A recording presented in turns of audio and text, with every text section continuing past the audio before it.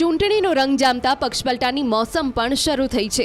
મહેસાણાના મરતોલી ભાજપમાં ગાબડું પડ્યું। 200 જેટલા પાટીદાર સમાજના લોકો ભાજપ છોડી કોંગ્રેસમાં જોડાયા છે।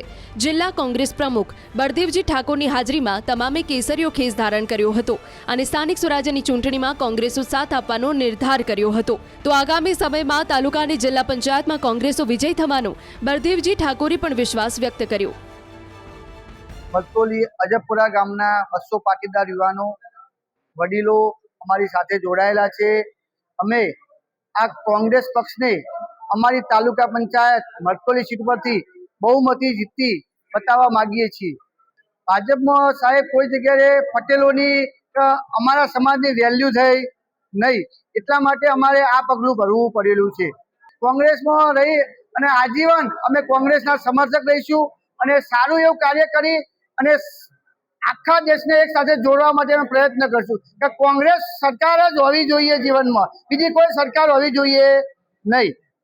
એક તાલુકા પંચાયતના જે ઉમેદવાર હતા એના સમર્થનમાં લગભગ 101 આગેવાનો પાટીદાર સમાજના એ ભારતીય જનતા પાર્ટી છોડી અને કોંગ્રેસમાં જોડાયા છે। મહીસાગરમાં પણ ભાજપની ટિકિટ ફાળવણી બાદ ભાજપમાં રાજીનામાનો દોર શરૂ થયો। જિલ્લા ભાજપ બક્ષીપંચ મોરચાના ઉપપ્રમુખે સતત અવગણના થતી હોવાનો આરોપ લગાવી રાજીનામું આપી દીધું।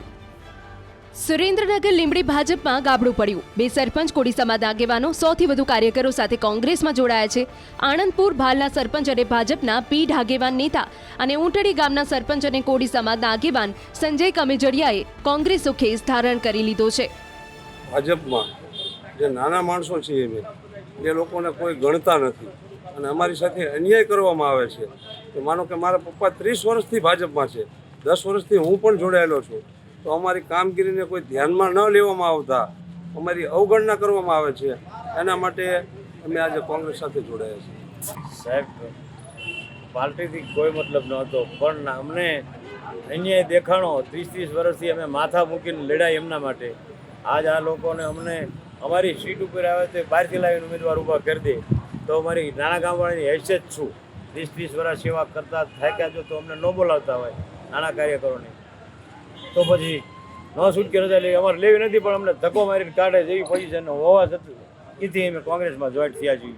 2 દિવસ પહેલા આમ આદમીના બધા કાર્યકરો આમ આદમીમાંથી નીકળી અને કોંગ્રેસમાં જોડાયા છે।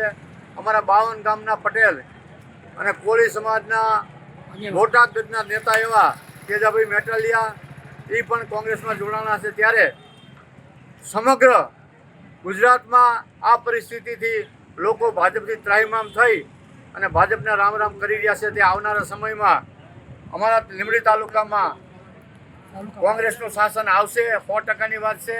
પ્રજા પણ ગળે આવી ગઈ છે, આમનાથી પ્રજા ત્રાહિમામ પોકારી ગઈ છે।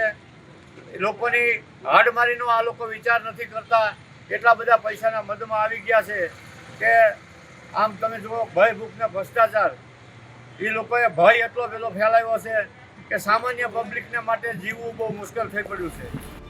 અમરેલીના ધારીમાં પણ ભાજપમાં આંતરિક વિખવાદ જોવા મળ્યો। ભાજપના વફાદાર કાર્યકરોની બાદબાકી થઈ હોવાના આરોપ સાથે કાર્યકરોએ નારાજગી વ્યક્ત કરી અને પાર્ટી છોડવાની વાત કહી। તાલુકા ભાજપ મહિલા મોરચાના પ્રમુખે તો ત્યાં સુધી કહી દીધું કે પક્ષમાંથી અયોગ્ય વ્યક્તિઓ ઉમેદવારી કરી રહ્યા છે, ન્યાય નહીં મળે તો સમર્થકો સાથે પાર્ટી છોડી દઈશું। જામનગર મહાનગરપાલિકાની ચૂંટણી માટે ભાજપે 16 વોર્ડના 64 ઉમેદવારોની યાદી જાહેર કરતા પક્ષમાં ક્યાંક ખુશી તો ક્યાંક નારાજગીનો માહોલ જોવા મળ્યો હતો। રાત્રિના સમયે યાદી જાહેર થયા બાદ વિશ્વકર્મા બાગ ખાતે મોડી રાતથી સવાર સુધી ફોર્મ ભરવાની પ્રક્રિયા ચાલી હતી, જેમાં અનેક નવા અને બિનઅનુભવી ચહેરાઓને સ્થાન મળતા જૂના અને સક્ષમ દાવેદારોમાં ભારે રોષ જોવા મળ્યો।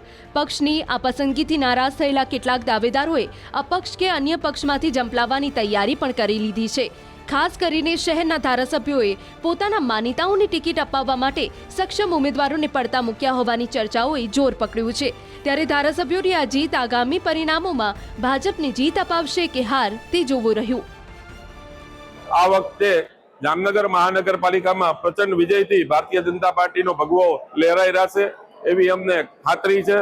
તમામ ઉમેદવારોને શુભેચ્છા છે।